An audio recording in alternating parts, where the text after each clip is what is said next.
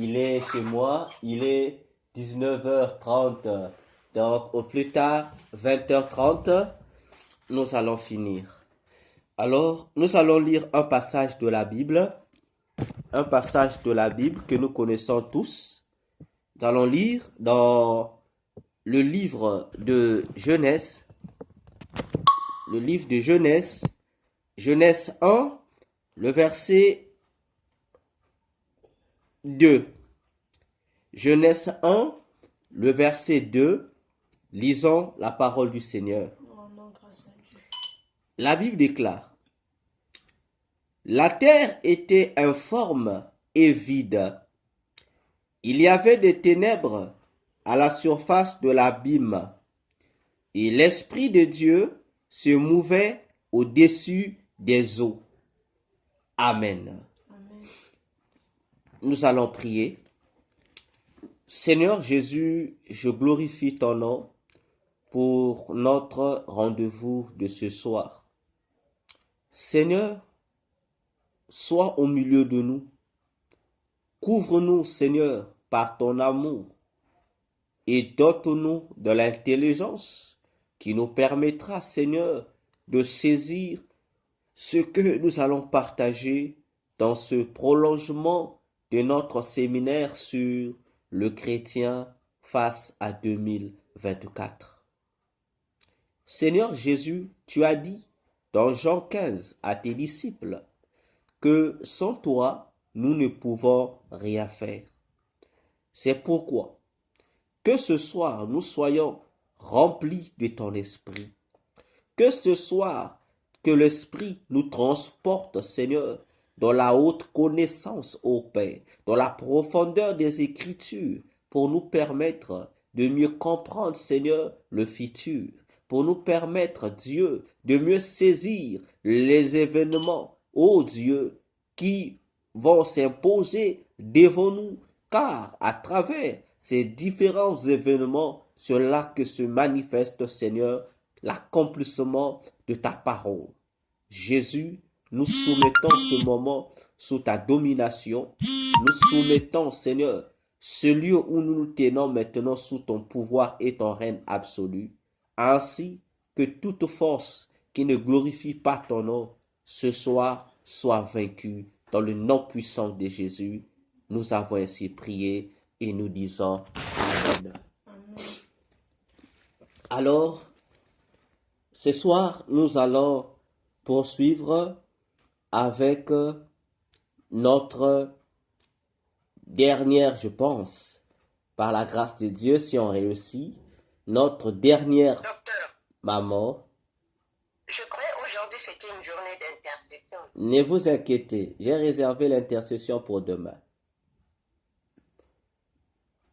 Ok. Ne vous en faites pas, j'ai gardé ça pour demain. Donc, aujourd'hui, parce que demain, nous allons commencer tôt, au plus tard 18h30.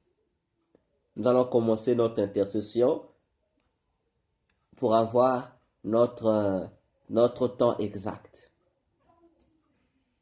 Donc, je disais, si Dieu le veut, ce soir, nous allons finir avec la première partie concernant le chrétien face à 2024, pour que peut-être dans les jours qui viendront, nous allons voir nous allons entamer la deuxième partie sur le chrétien face à 2024.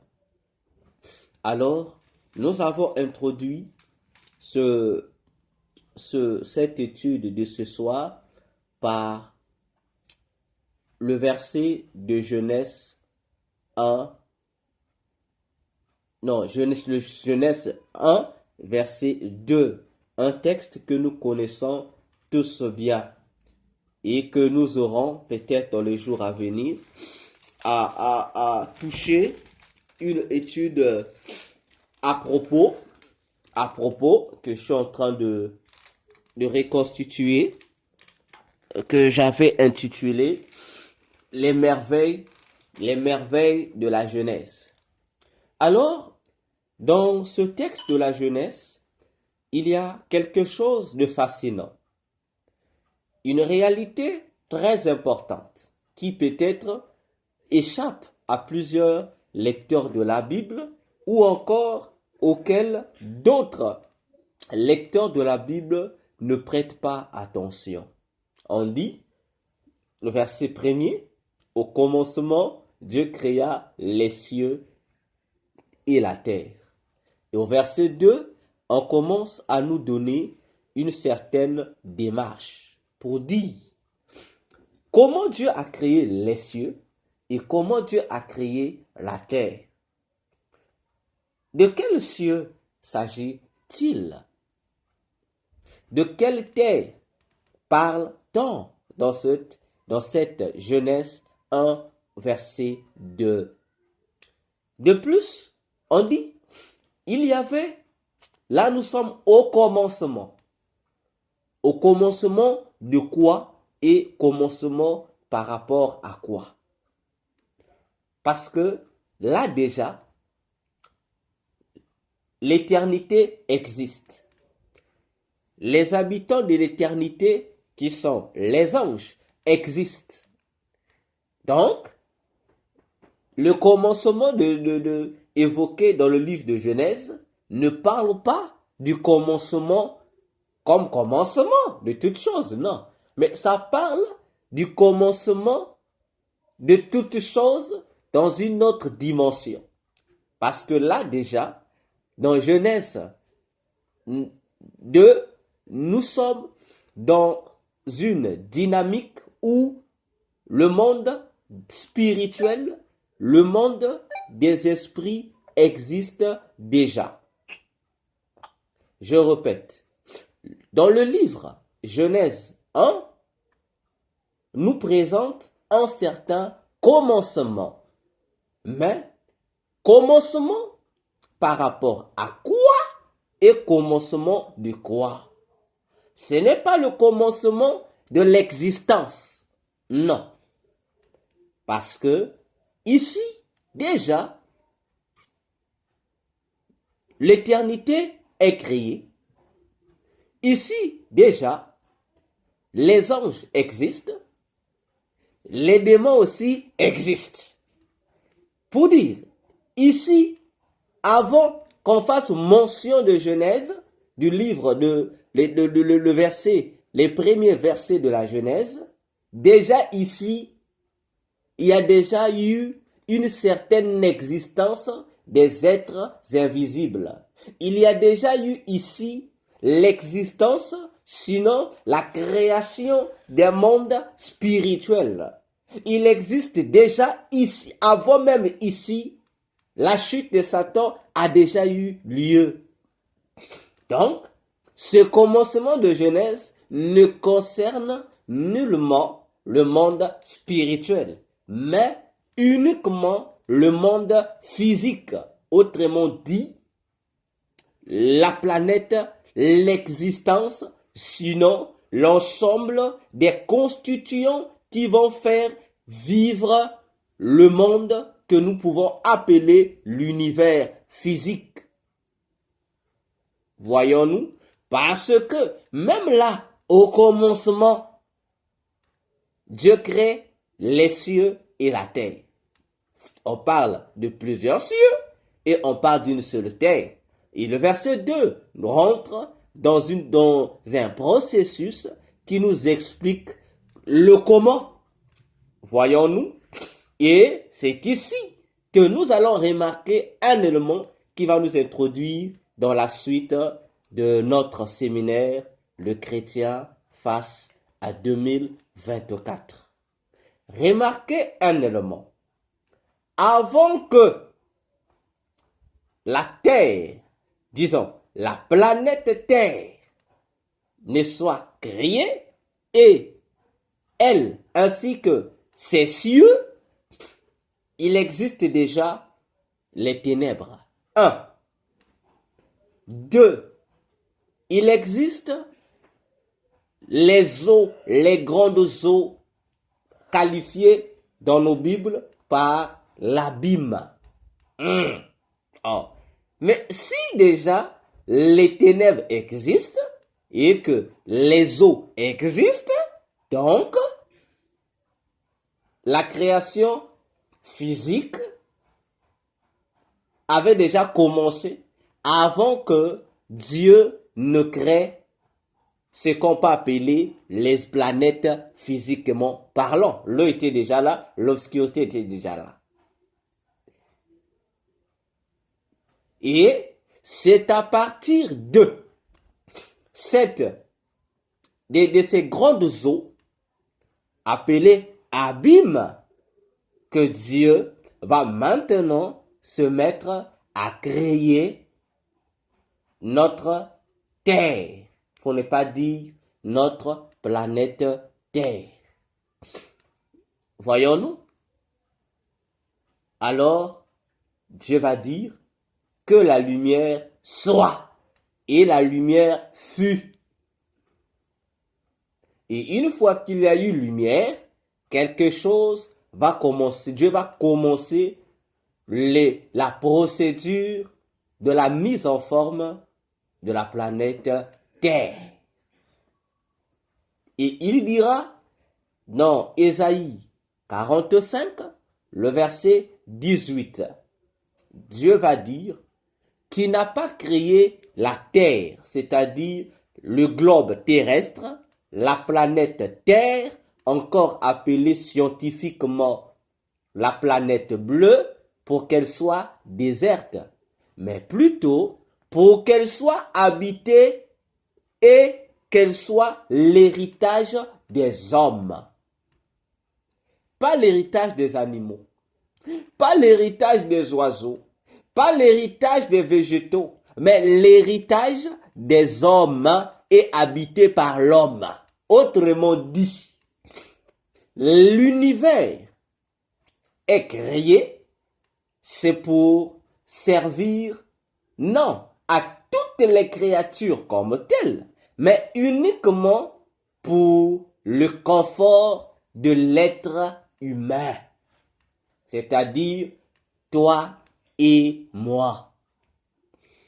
Or, pour que l'univers ou la planète Terre, notre monde terrestre, soit créé, Dieu dit que la lumière soit. Et il y a eu la lumière. Soulignez ça.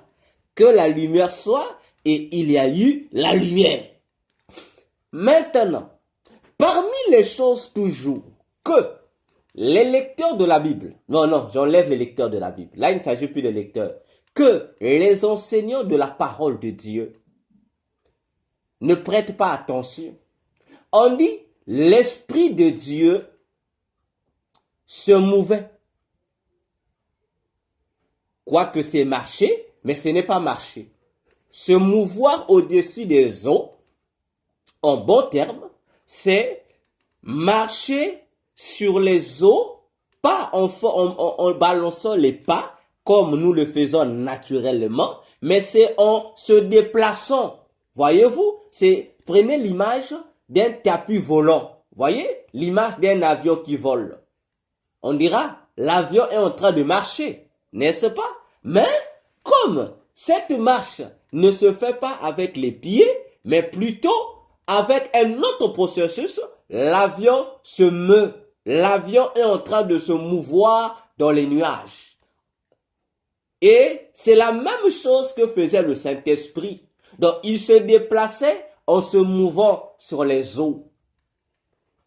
Mais comment quelqu'un qui se déplace, autrement dit, qui est en train de se mouvoir, il est en train de se balader, il est en train de planer. Voilà le verbe qui convient avec le verbe se mouvoir. Il est en train de planer sur les eaux, les grandes eaux. Et du coup, Dieu dit que la lumière soit. Donc, l'Esprit de Dieu qui planait, j'ouvre une parenthèse ici. J'entends souvent les gens faire des caricatures, des dessins, pour essayer d'élucider ce qui s'est passé dans le texte de la Genèse. Montrer Jésus sur les eaux au commencement, il est en train de marcher. Non, non, c'est pas comme ça. C'est pas comme ça. Faut pas qu'on confonde la marche de Jésus sur les eaux dans les évangiles et la marche du Saint-Esprit sur les eaux de la Genèse. D'abord, il ne mettait pas les pas. Non, il se mouvait. Il planait. Voilà. Et l'esprit dont on parle qui planait, ce n'était pas Jésus dans sa robe, avec sa robe blanche. Non. C'était Jésus sous la forme d'un feu. Imaginez-vous une personne, mais sous la forme d'un feu. Donc un feu, mais avec la morphologie d'une personne qui est en train de planer au-dessus des eaux. Voilà comment la chose s'est produite. Je ferme la parenthèse. L'esprit qui se meut sur les eaux, avant que Dieu ne déclare que la lumière soit, l'esprit a interrompu sa marche. L'esprit qui se mouvait est arrivé à un point donné où il a stoppé sa marche pour faire un constat. À partir du constat, il y a eu un résultat. Le résultat, c'est que il faudrait que la terre, pour le confort de celui qui doit être identique à Dieu, soit créée. Mais pour que la terre soit créée, il faut qu'il y ait un élément qui doit présenter l'homme en question dans son identification conforme à celle de son créateur. C'est-à-dire, la terre, pour qu'elle soit créée, il faudrait qu'elle soit d'abord gouvernée, enveloppée, autrement dit, inondée par un élément qui inonde le lieu où vit celui qui doit créer son semblable, c'est-à-dire Dieu.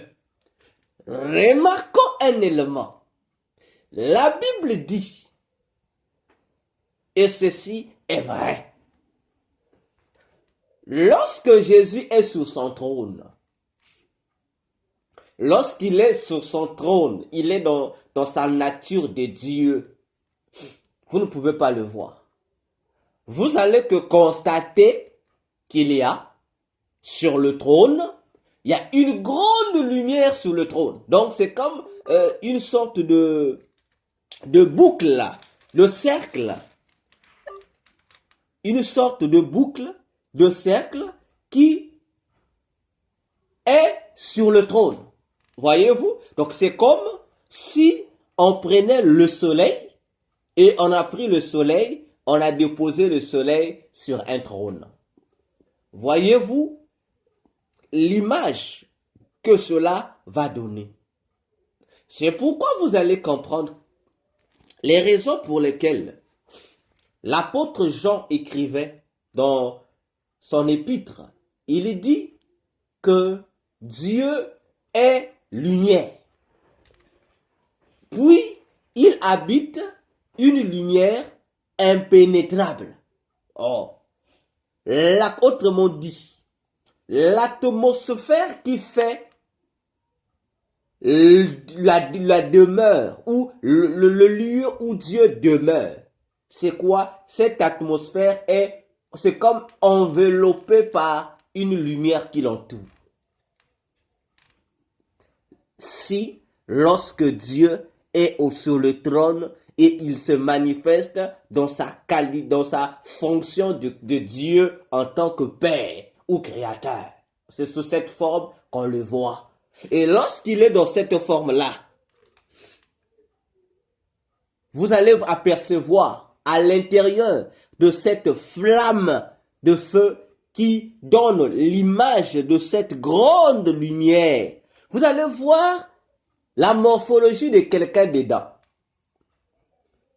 Et c'est dans cette dimension-là que même les 4 êtres vivants qui sont autour du trône ne sont pas capables de le fixer. Ils sont capables, ils sont obligés de se couvrir avec leurs ailes. Parce que là, Christ est dans sa dimension originelle de Dieu. Cependant, lorsqu'il veut être Dieu sur son trône, mais cette fois-ci, il sort un peu de sa carapace pour prendre une autre dimension de lui en tant que fils de Dieu, en tant que... il est toujours Dieu, mais il veut s'humaniser, il veut prendre l'apparence d'un être humain.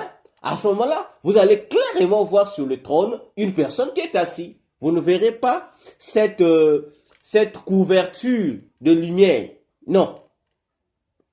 Voyez-vous, raison pour laquelle, puisque la terre doit également être un trône où l'homme doit s'installer, mais il faudrait qu'avant que la terre ne soit créée, qu'on puisse mettre la même condition que cette terre soit enveloppée par une lumière. Et on dit que la lumière soit et la lumière fut. Une fois que Dieu a compris que la masse d'eau qui était sous ses pieds est maintenant imbibée, est maintenant sous l'influence d'une lumière qui sort dans le vide, Dieu commence maintenant à crier. Il sépare déjà la lumière d'avec les ténèbres. Il sépare ces eaux-là. Tout ça parce que la couverture est là. La lumière de Dieu est là. Pour dire quoi? Si la terre doit être le lieu de confort pour l'homme créé à l'image et à la ressemblance de Dieu, effectivement, les signes du temps de la fin doivent interpeller chaque être humain sur la terre.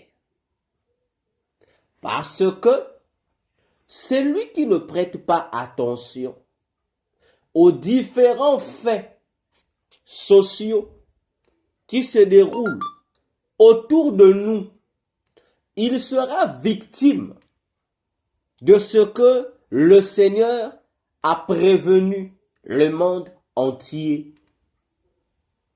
Et chaque fois que le Seigneur Jésus parlait, prévenait, annonçait ces événements marquant la fin des temps, il avait souvent l'habitude de dire à la fin de son discours, « Voici, je vous l'ai annoncé en avance. » Prenez garde.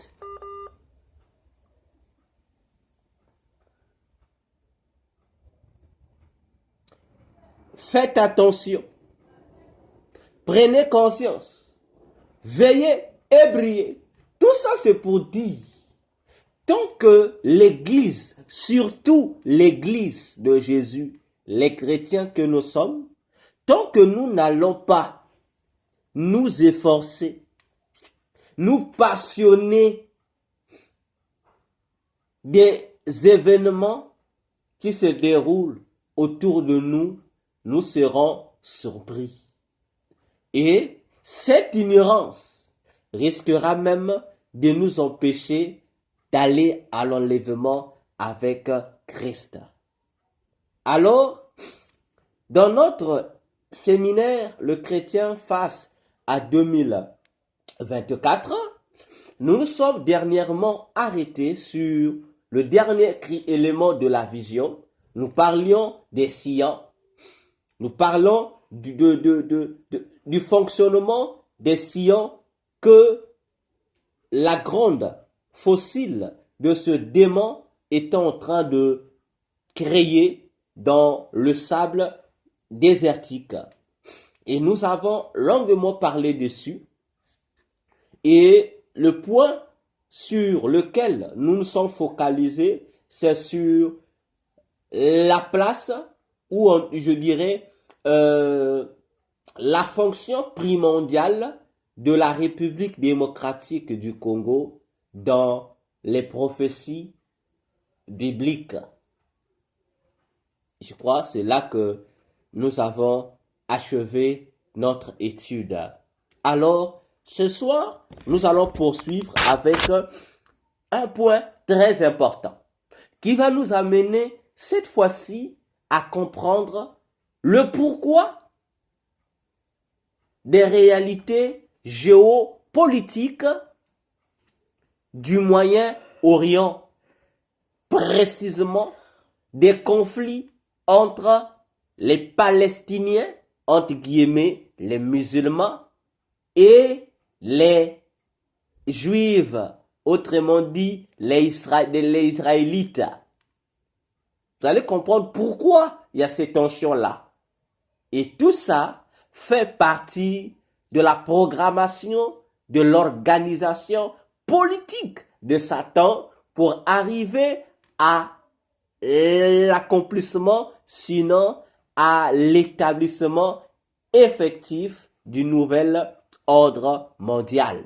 Autrement dit, du règne de l'Antichrist qui vient et qui est déjà même venu et qui n'attend que le jour J où il doit être intronisé officiellement l'unique roi d'un monde unifié à tous les niveaux possibles.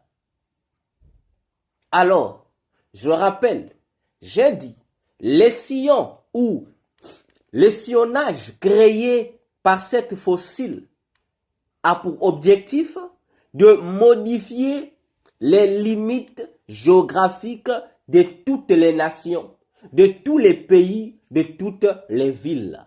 Voilà l'objectif. Parce que il doit y avoir une certaine modification. Et je vous avais dit que depuis 1960, il y a eu sur le plan politique une division des 5 continents du monde en 10 blocs. Donc, tous les pays qui existent au monde ont été classifiés en 10 blocs. Et l'organe politique qui a reçu l'ordre, le mandat d'accomplir un tel projet pour la gloire de Satan, c'est une institution qu'on appelle le club de Rome. Sûrement, vous n'entendez jamais parler de ce club ni à gauche ni à droite. Mais c'est un club politique parmi les clubs qui gèrent le monde qui existent. C'est ce club-là qui a reçu la mission de subdiviser le monde, les 5 continents de la Terre en 10 blocs, appelés dans le langage des politiciens 10 biorégions. Voyez-vous? Rappelez-vous dans l'Apocalypse, on dit que l'Antichrist, lorsqu'il va régner sur la terre, il aura à sa disposition 10 apôtres, c'est-à-dire 10 gouverneurs qui vont régner ensemble avec lui. Donc lui, il sera la tête et les 10 gouverneurs vont donc gérer tous les restes des pays du monde. Donc, ces 10 gouverneurs, la Bible les appelle les 10 rois. Ils seront des rois. Donc, en bon terme, avec nos termes actuels, ils seront des gouverneurs qui vont diriger les 10 biorégions pour le compte de l'Antichrist. Cela déjà doit nous interpeller. Alors, pour arriver à la conformité au plan déjà établi par le club de Rome, il faille donc que les limites géographiques soient modifiées. Voyez-vous, je prends un exemple comme ça, au hasard. Supposons qu'on dise dans le bloc numéro 1, il doit avoir la République démocratique du Congo dedans et il doit avoir la Chine aussi dedans. Alors, regardons l'emplacement géographique de la RDC et de la Chine. Comment ces deux pays peuvent-ils se retrouver dans un même bloc? Le seul moyen, c'est de modifier la configuration géographique pour pouvoir faire une sorte de liaison, une sorte de pont entre la RDC et la Chine. Voyez-vous? Et c'est cette philosophie que le nouvel ordre mondial vise, parmi tant d'autres objectifs, à concrétiser.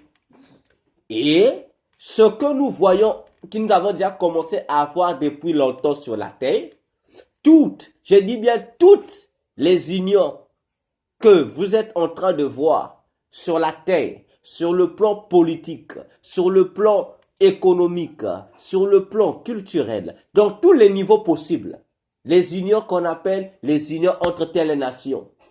Voyez-vous, l'Union européenne en fait partie, le BRICS en fait partie, quoi encore? La CEMAC en fait partie, la CEDEAO en fait partie. Donc tout ça, ce sont des postes avant-garde qui nous amènent à cette dimension de la modification des barrières ou des frontières. Déjà, avec la CEMAC, pour nous qui sommes en Afrique centrale, voyez-vous, on n'a plus besoin d'un passeport comme tel pour quitter le Congo-Brazzaville pour me retrouver au Gabon, par exemple. Mon laissez-passer me suffit. Donc, du coup, on comprend que la barrière n'existe plus. On devient pays frère. Donc, en un mot, tous les pays de l'Afrique centrale ne sont plus des pays. Ce sont devenus des villes, mais qui sont englobées dans un nom appelé Afrique centrale. De même aussi pour la CEDEAO. La même chose. Physiquement, nous on appelle ça le développement. Physiquement, on appelle ça l'émergence. Ça nous avantage. C'est normal. Mais spirituellement, ça ne nous avantage pas. Spirituellement, ces brisements de barrières, ces brisements de frontières nous amènent à notre propre destruction, sans pour autant que nous puissions nous en rendre compte. Voyons-nous? Alors, allons au Moyen-Orient. Dernièrement toujours, je vous disais, faites attention avec un pays européen, l'Allemagne. Faisons attention avec le pays qu'on appelle l'Allemagne. Dans toutes les grandes guerres qui ont marqué l'histoire du monde, la Première Guerre mondiale et la Seconde Guerre mondiale, si vous voyez, c'est lui qui a commencé comment dirais-je, le meneur, c'est toujours l'Allemagne. Et nous avons vu plusieurs réalités sur l'Allemagne. Mais attention, lisons très bien, bien aimé, la Bible. L'Allemagne est le milieu de l'Europe. Ok? C'est-à-dire, nous avons l'Europe centrale. Ok? L'Europe, il y a l'Europe du Nord, il y a les pays de l'Europe du Sud, il y a l'Europe de l'Ouest, il y a l'Europe de l'Est, et aussi les pays de l'Europe du Centre. Mais l'Allemagne est le centre. L'Allemagne est appelée sur le plan politique et sur le plan géopolitique, l'Allemagne est statuée être le centre de l'Europe. Suivez-moi attentivement. L'Allemagne, les politiciens, les géopoliticiens statuent le pays que nous appelons l'Allemagne comme étant le centre, c'est-à-dire le noyau de l'Europe. Et là, nous comprenons pourquoi tout commence avec l'Allemagne. Parce qu'il est le centre. Il est le centre. Comme il est le centre, ça veut dire il est ce que les politiciens appellent le nerf de la guerre. Ah, attention. Remarquez en Afrique, il y a une zone où il y a toujours beaucoup de tensions. On dit l'Afrique centrale. Or, l'Afrique centrale veut simplement dire la partie centrale de l'Afrique, c'est-à-dire le centre de l'Afrique. Mais si vous regardez en Afrique centrale, il y a un pays qui représente le centre de l'Afrique centrale. Quel est ce pays? C'est la République démocratique du Congo. Ah, attention. Attention avec les pays qui sont le pays centre là. Le pays qui est, donc le centre ou le milieu, ça vient chez lui. Et je vous avais dit, ces pays-là sont des nerfs de la guerre. Donc ils sont, je dirais, la source même qui doit alimenter les éléments qui doivent donner de la vigueur au projet de Satan, le nouvel ordre mondial. Je monte encore. La Bible nous dit dans Actes des Apôtres, chapitre 1er. On va lire quelque chose qui doit vous interpeller. Vous allez comprendre le pourquoi.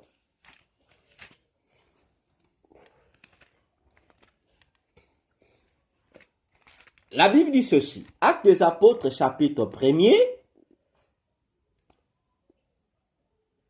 Je prends le verset 9 et le verset 10.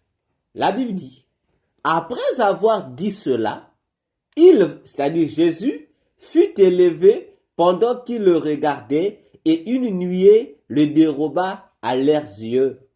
Et comme ils avaient les regards fixés vers le ciel, pendant qu'ils s'en allaient, voici 2 hommes vêtus de blanc leur apparurent. Je prends aussi le verset 11. Et dirent, hommes galiléens, pourquoi vous arrêtez-vous à regarder au ciel?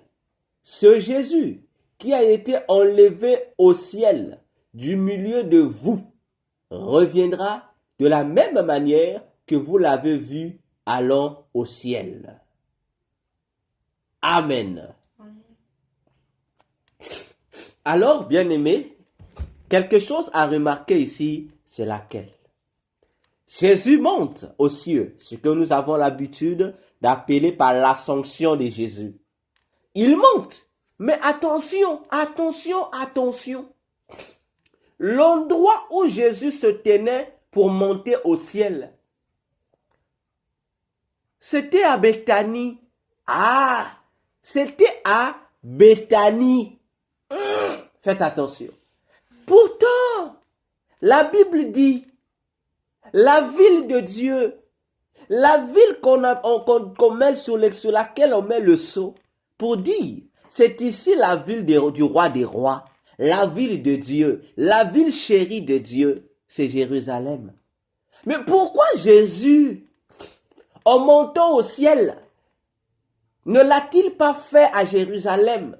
Mais Jésus va monter au ciel, hors de Jérusalem, précisément à Béthanie. Ah, parce que Béthanie est le centre d'Israël. Comprenez-vous la dimension de la prophétie de la Bible? Béthanie étant le centre d'Israël.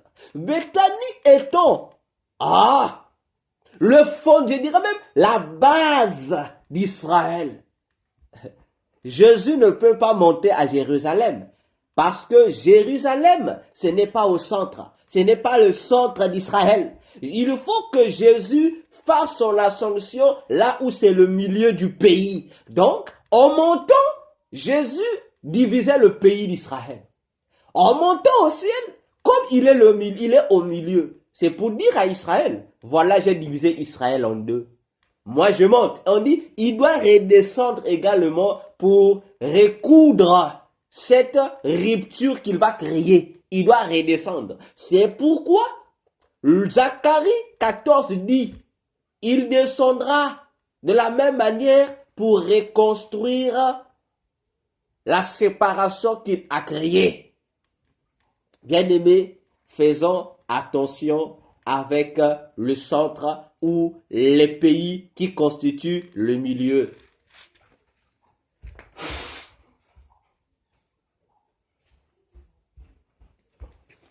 Parce que les pays centres, les pays constituant le milieu sont des pays, bien-aimés, qui ont, ce que je pourrais dire, des repères, des signaux prophétiques qui doivent nous interpeller. Attention. Béthanie signifie bête, qui veut dire maison. Ani. Ani, c'est le diminutif hébreu du nom Ananias. Donc, le nom Béthanie signifie la maison du pauvre. Bien-aimés, faisons attention. Béthanie signifie la maison du pauvre. Oh! Mais tandis que Jérusalem signifie maison de paix. Ah! Mais Jésus, pour monter au ciel, il fallait monter là où il y avait la paix. Mais Jésus ne monte pas au ciel, là où il y a la paix. Mais il va monter au ciel, là où il y a le trouble. Ah! Là où, le lieu où on dit que ici, c'est la maison du pauvre. Et en hébreu, on dit la maison du misérable. Ah! Et c'est dans la maison du misérable que Jésus va monter au ciel. Et c'est là qu'il va laisser sa marque. Comme pour dire, il y a quelque chose qui cloche ici. C'est la maison du misérable. Pour dire que l'avenir de l'humanité, le futur de l'humanité, ce ne sera pas un futur beau. Ça sera un futur chaotique. Parce que lorsque Jésus doit revenir prendre l'église, ou encore lorsque Jésus doit revenir sur la terre, il doit venir il viendra trouver le monde dans un état chaotique. Il doit trouver le monde qui devait être une habitation de délices pour l'homme. Le monde qui devait être un endroit merveilleux, un endroit de confort pour l'homme. Cet endroit-là doit devenir une maison du misérable. C'est-à-dire une maison qui va perdre sa valeur d'être. Et puisque le confort va perdre son confort, automatiquement, le bénéficiaire du confort va devenir misérable. Bien-aimés, faisons attention. Voilà pourquoi vous allez remarquer. Chaque fois qu'il y a eu guerre mondiale, on déclenche à partir de l'Allemagne. L'Allemagne étant le centre, la RDC étant le centre, l'Afrique centrale étant le centre. C'est là que se trouve la gâchette de l'arme qui doit enflammer l'humanité. Béthanie étant le centre, c'est Béthanie qui doit être la gâchette qui doit enflammer l'humanité. Alors, bien-aimés, faisons attention avec les prophéties de la Bible. Ainsi, le Moyen-Orient, si déjà Jésus, par son vol à partir de Béthanie, a laissé une marque pour dire, Béthanie, tu es une prophétie parce que tu dois caractériser le reste de l'humanité. Et ça doit commencer en Israël. Suivez-moi très bien. Béthanie, tu dois commencer en Israël. C'est en Israël où tu dois commencer à donner déjà les caractéristiques de la maison du misérable. Ça commence, on donne le mandat ou autrement dit, les armes qui doivent convertir Béthanie en une maison du misérable sont données aux Juifs. Donc, tous les malheurs qui s'abattent sur la terre, je le dis et je le répète, tous les malheurs qui s'abattent sur la terre, bien-aimés dans le Seigneur, ont pour auteur les Juifs. Voilà. Ont pour auteur les Juifs. Je répète encore. Tous les malheurs qui s'abattent sur la terre ont pour auteur, ont pour source les Juifs. Nous allons l'expliquer. En Allemagne, ceux qui ont brûlé, qui ont conduit à la guerre mondiale, ce sont des Juifs. Que ce soit à la Première Guerre mondiale, que ce soit à la Deuxième Guerre mondiale, les dirigeants qui ont été là, que nous avons appelés ici les forgerons. Rappelez-vous, au début de notre étude sur 2024, nous les avons appelés les forgerons. En Allemagne, dans les 2 premières guerres mondiales, ils ont été des Juifs. Ils ont été des Juifs qui ont commencé à brûler. Lesquels? Quel peuple a eu l'audace de déclencher à travers tous les continents possibles le phénomène que tous nous refusons, que tous nous dénigrons, appelé la colonisation, ou encore la traite des Noirs, ou encore l'esclavage. On vous dira, ce sont les Européens. Mais ce qu'on ne vous dira pas, c'est que les Européens qui ont commencé cette affaire de commerce, c'était des Juifs. Attention. C'était des Juifs. C'était des Juifs qui ont commencé ça. C'est eux qui ont commencé avec cette affaire. Donc la plupart des soi-disant explorateurs qui ont quitté l'Europe, qui sont venus coloniser pas seulement l'Afrique, mais aussi en Asie, aussi les Chinois, etc., etc., etc. Bien aimés, ils ont été des ouvriers, des Juifs.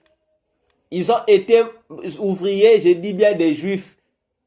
Voilà, c'est là où vous allez comprendre pourquoi tout commence à Béthanie. Pourquoi tout doit commencer avec les Juifs. C'est là que l'affaire commence. Alors en RDC, demandez aux Congolais démocratiques du Congo, là, faut leur demander, faut leur poser la question. Faut leur poser parce que il y a toujours les conflits là-bas, n'est-ce pas? Avec leur affaire de l'Est. Mais faut leur poser la question. En RDC, lesquels qui ont colonisé la RDC? On dira les Belges. Mais ce qui est curieux, on vous informera que avant même les Belges, que la RDC était déjà sous l'influence des Juifs. Ah, ça c'est grave, hein? Voyez comment le diable fait les choses. Il masque, il met les Belges devant. Or, au fond, derrière ces fameux Belges, ce sont des Juifs. Ce sont des Juifs.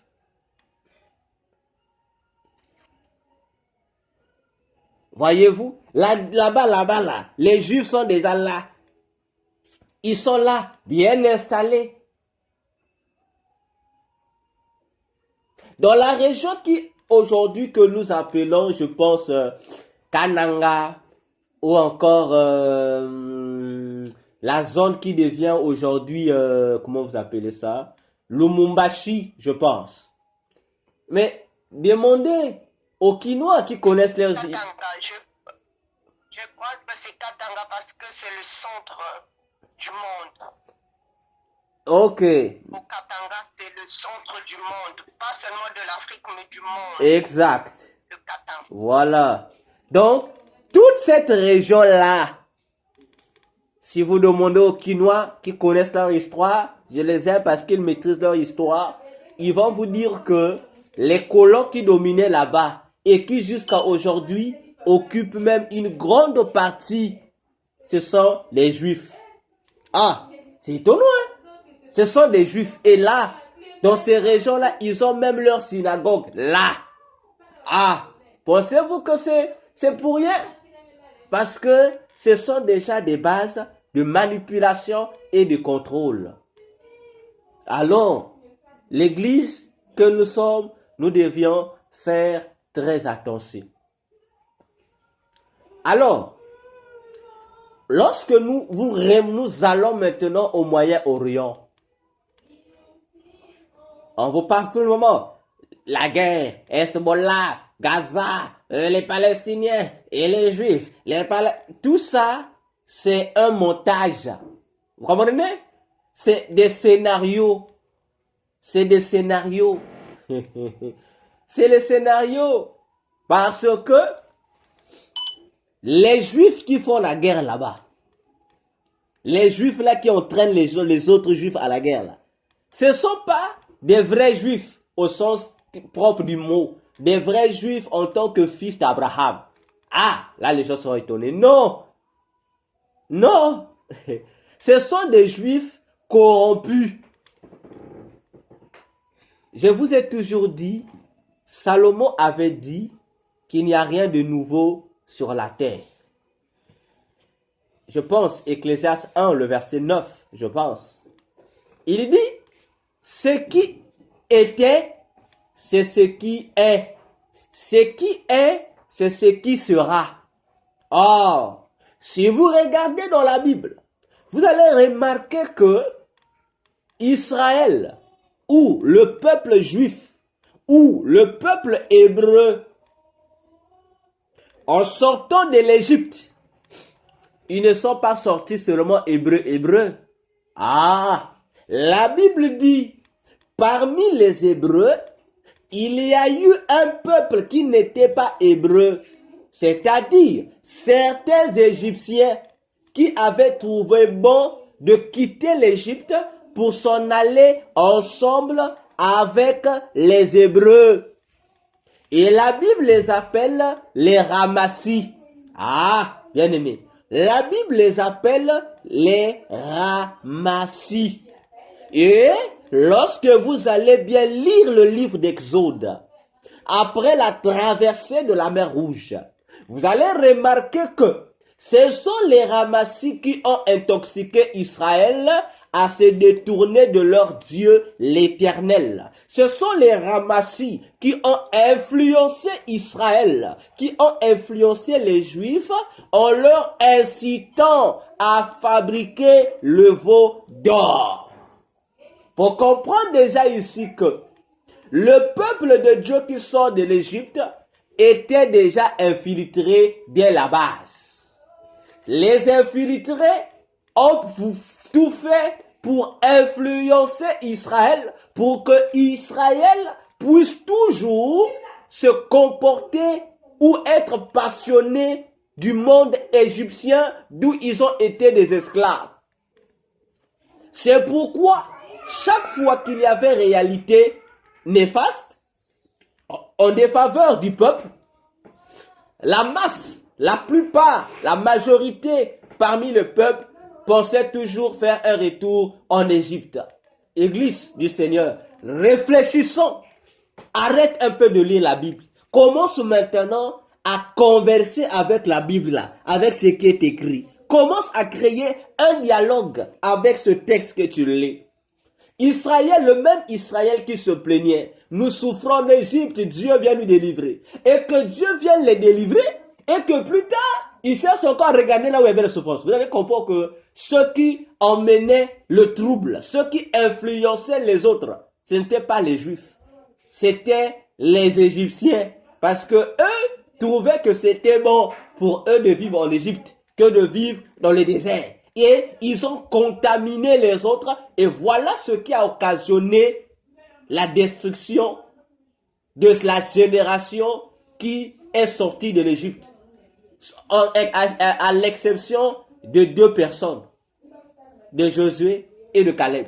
C'est la nouvelle génération qui est née en plein désert qui est entrée à Canaan. Mais la vieille génération La génération privilégiée n'a pas eu cet honneur d'entrer dans la terre promise parce qu'elle s'est laissée influencer par les mauvais, par les infiltrés, les Égyptiens, les Ramassis. Attention. Plus tard, lorsque le roi Nebuchadnezzar, c'est-à-dire l'empire babylonien, a eu à emmener le royaume d'Israël du sud, d'abord, avant même Nebuchadnezzar, remarquons un événement. Ça vient avec le roi Salomon. Mais c'est à partir du roi Salomon que Dieu va diviser Israël en deux. Attention, je vous ai dit Béthanie. Dieu divise Israël en deux. À cause de quoi? À cause de l'idolâtrie de Salomon. Mais qu'est-ce qui a entraîné Salomon à l'idolâtrie? La Bible dit dans le livre de 1 roi, chapitre 7, 8, 9, 10. Vous allez comprendre ça. On dit que ce sont les femmes étrangères que Salomon a eu à épouser qui ont entraîné le cœur de Salomon vers d'autres dieux. On ne dit pas les femmes juives, mais les femmes étrangères, et on les cite. Attention, bien-aimés dans le Seigneur. Vous comprenez ici toujours que les faux juifs, les juifs, les non-juifs, qui deviennent plus tard des juifs, qui se naturalisent en devenant des juifs, ont toujours pour mission de détruire la relation qui existe entre le juif et leur véritable Dieu. Ce sont des infiltrés. À cause de ça, Israël s'est divisé en deux. Ça ne s'arrête pas là. Lorsque cette fois-ci, on aura Israël du nord et Israël du sud. Israël du nord sera composé de 10 tribus d'Israël. Et Israël du sud sera composé de 2 tribus d'Israël. Et on va appeler Israël du nord, on va l'appeler Israël. Et Israël du sud, on va l'appeler Juda, le royaume de Juda. Alors, bien-aimés, il va arriver un moment où le roi d'Israël du sud, lui aussi, il va faire quoi? Il va s'allier aux Égyptiens. Il va aller faire l'alliance avec les Égyptiens.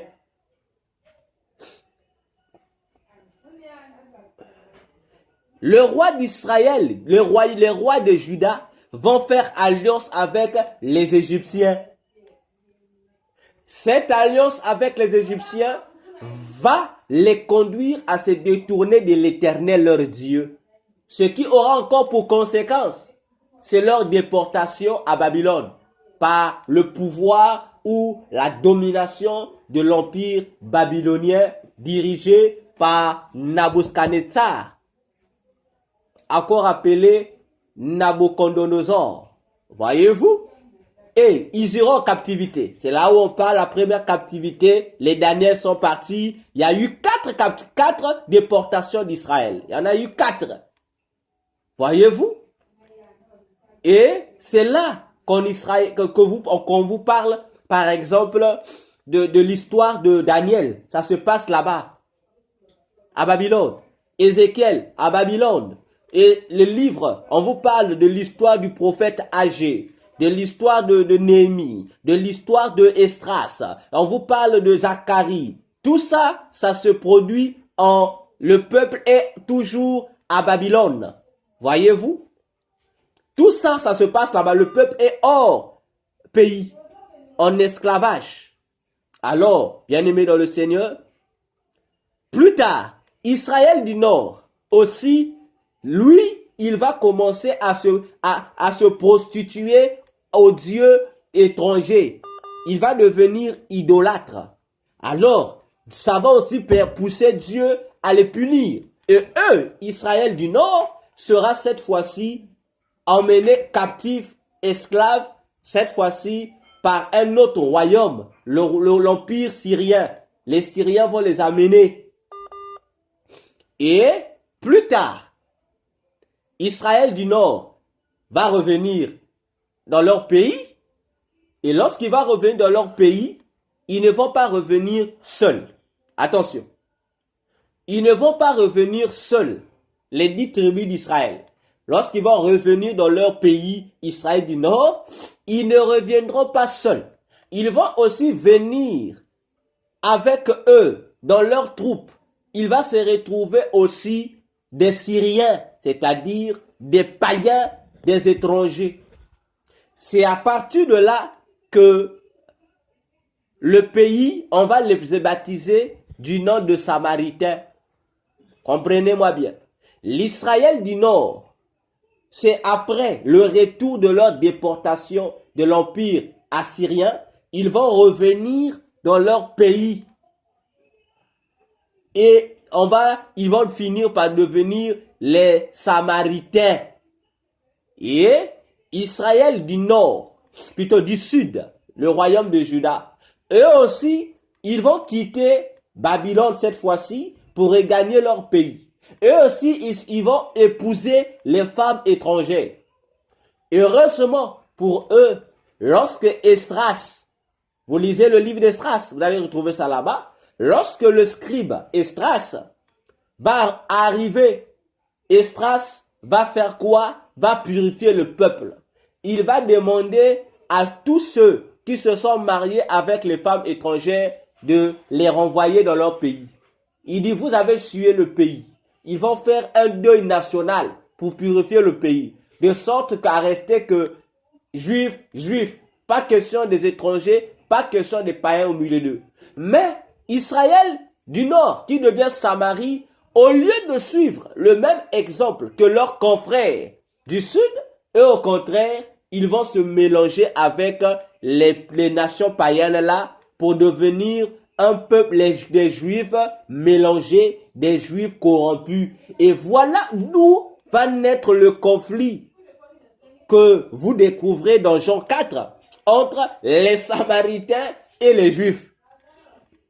C'est là que commence la guerre.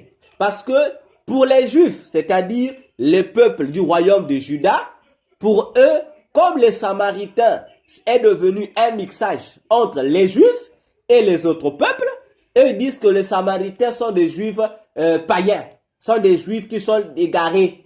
Voyez-vous? Voilà d'où va commencer le conflit. Ils disent, on ne s'entend pas avec vous. Mais les Samaritains sont des Juifs, mais des Juifs qui sont un mélange entre les Juifs et les non-Juifs. Tandis que les Juifs, ce qu'on appelle les Juifs, par rapport au royaume de Juda, ce sont des Juifs purs, qui sont issus d'une Juive et d'un Juif. Voyez-vous? Et c'est là que commence maintenant déjà, dans l'histoire du peuple d'Israël, l'apparition de deux Juifs différents. Un vrai et un faux. Vous comprenez? Un vrai et un faux. Je vais lire un passage. Nous sommes presque à la fin. Un passage dans Romains 11, le verset Romains 11. Oui. Voilà, attendez que je le cherche. Voilà.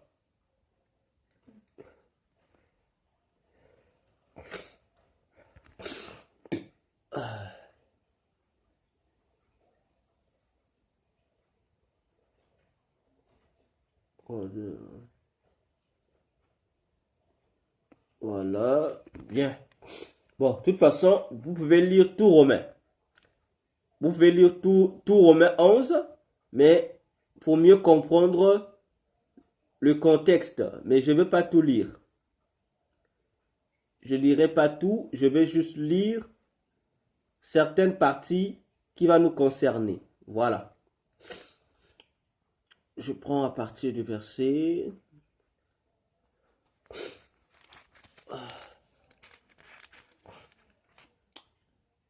Ok, l'élection.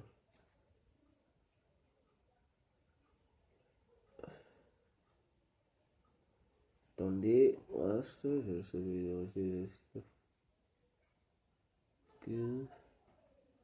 te glorifie et par nature, selon notre volonté. J'ai coupé. Oh là là.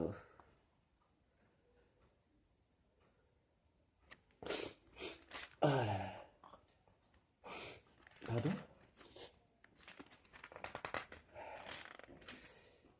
Ok.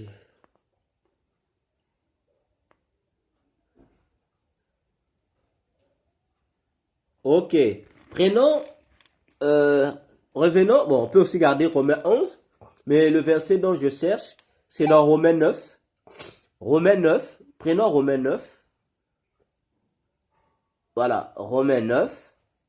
Prenons à partir du verset 1. Verset 1 jusqu'au là où on va s'arrêter. Paul explique ce mystère en disant ceci.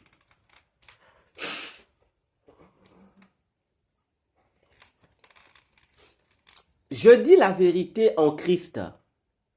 Je ne mens point. Ma conscience m'en rend témoignage par le Saint-Esprit. J'éprouve une grande tristesse et j'ai dans le cœur un chagrin continuel. Car je voudrais moi-même être anathème et séparé de Christ pour mes frères, mes parents selon la chair, qui sont israélites, à qui appartiennent l'adoption et la gloire, et les alliances, et la loi, et le culte, et les promesses, et les patriarches, de qui est issu, selon la chair, le Christ, qui est au-dessus de toutes choses, Dieu béni éternellement. Amen. Amen. Ce n'est point à dire que la parole de Dieu soit restée sans effet. Car, suivez-moi bien, Romains 9, le verset 6.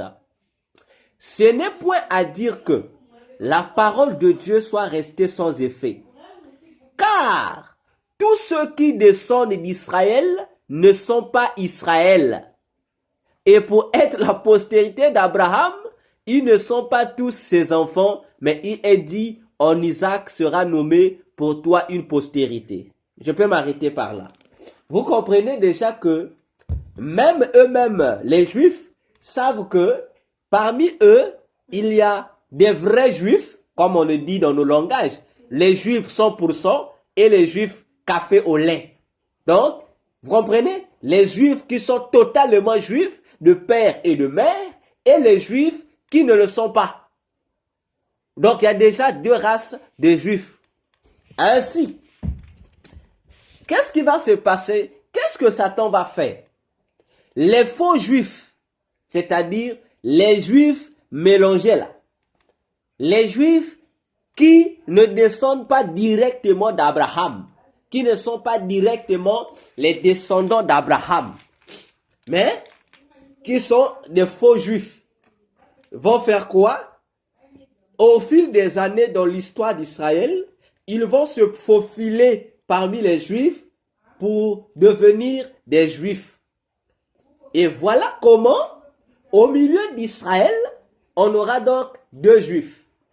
Les vrais et les faux Juifs. Maintenant, c'est sur ce point que je vais m'arrêter et la prochaine fois, nous allons continuer. Remarquez ceci.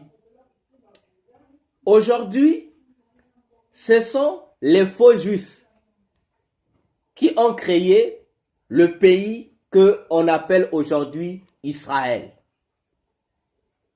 Je répète, la nation là, c'est Israël depuis l'Antiquité. Oui, ça existe avant depuis l'Antiquité.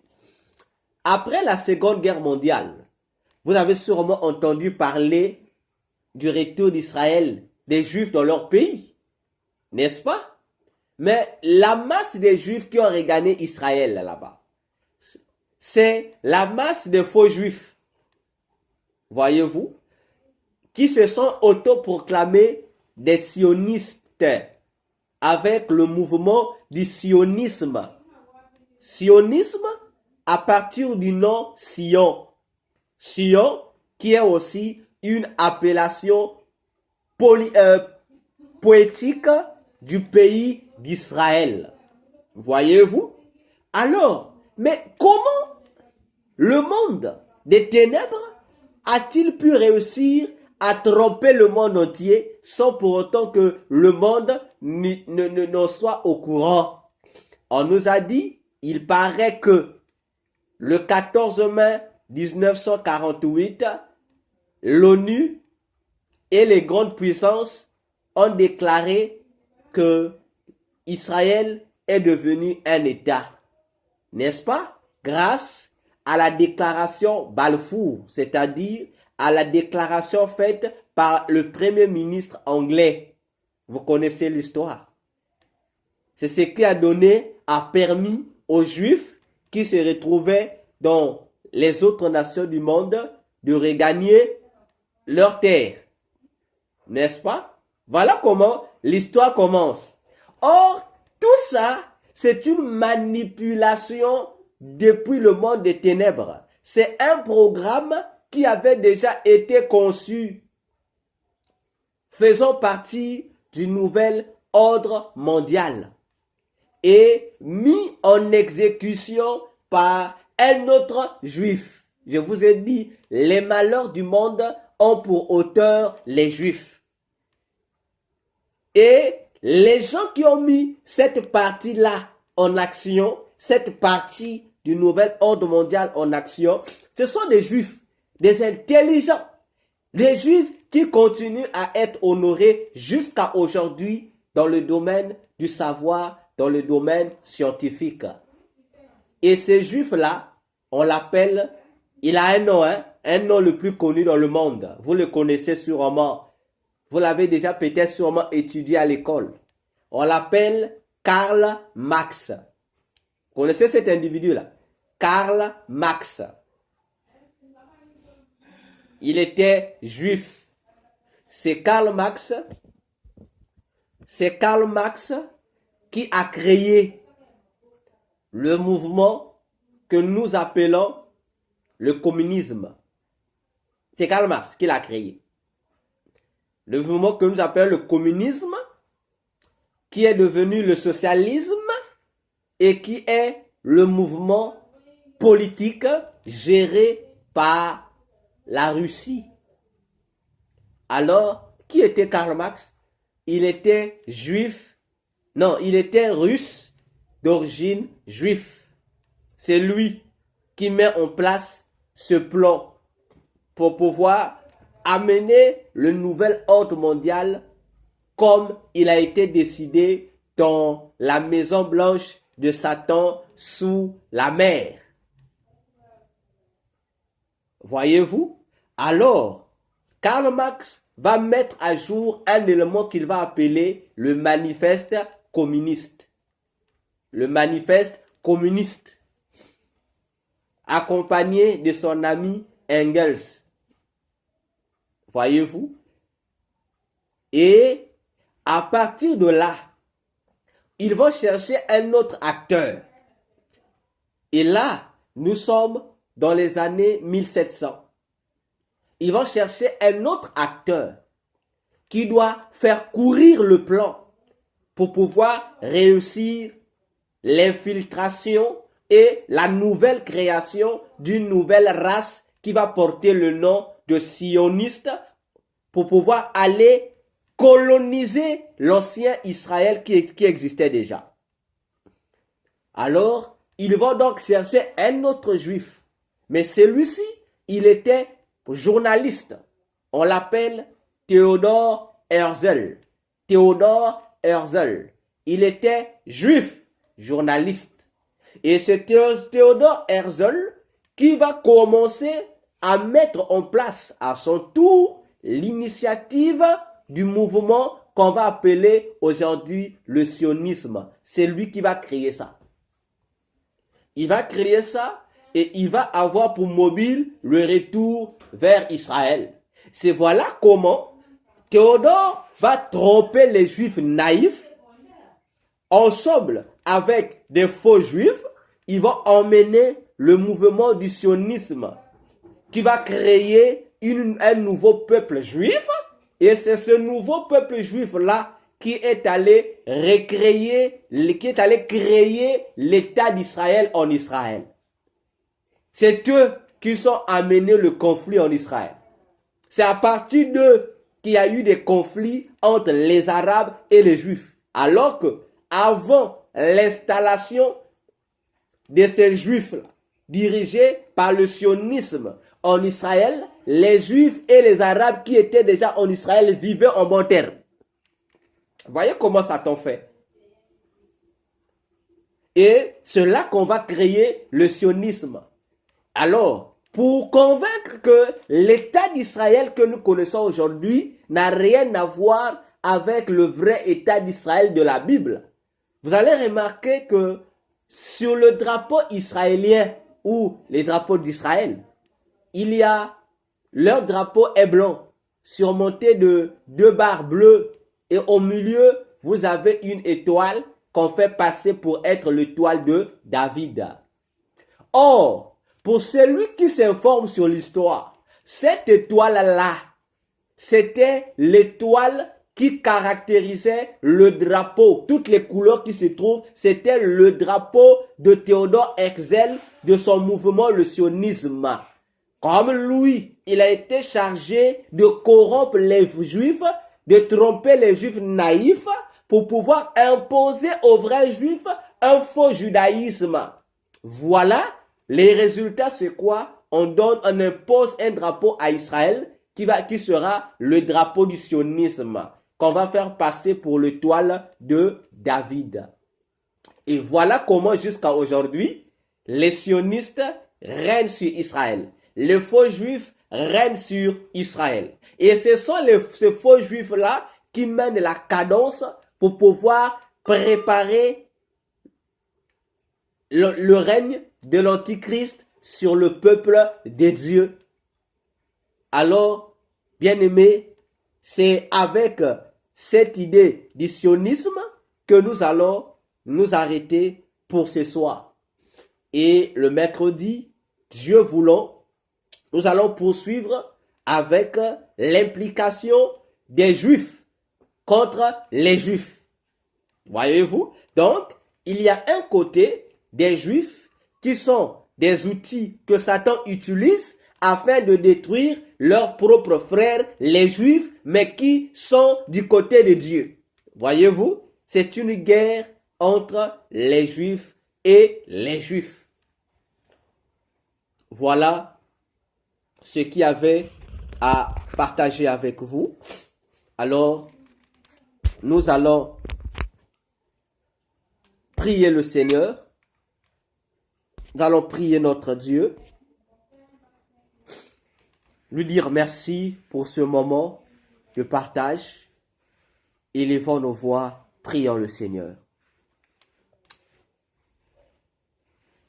Seigneur, nous voulons encore te dire merci pour ce partage que nous avons ajouté ce soir pour comprendre, Seigneur, la suite des temps.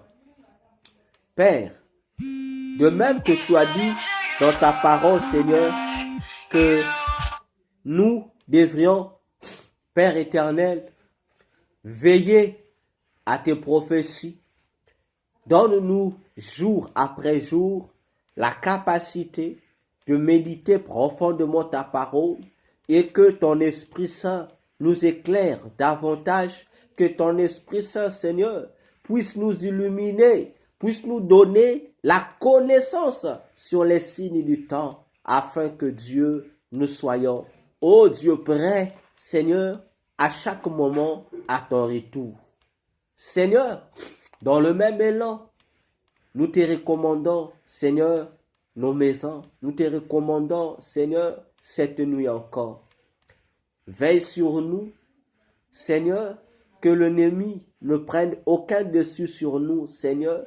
Souviens-toi, Dieu, de nos maisons, de nos familles. Souviens-toi de nos enfants. Souviens-toi de nos conjoints. Seigneur, souviens-toi de nos pays à travers le monde, ô Dieu. Nous avons besoin de ton salut. Seigneur, honore ton nom parce que tu es digne, parce que tu es fidèle. Nous bénissons le reste de la semaine. Seigneur, les rendez-vous que nous aurons, Père, dispose le temps, dispose, Seigneur, les moyens pour que nous soyons connectés, Seigneur, pour que nous soyons en rendez-vous afin de glorifier ton nom. Seigneur, merci, que toute la gloire te soit rendue, toi qui vis pour l'éternité. Nous avons ainsi prié et nous disons Amen.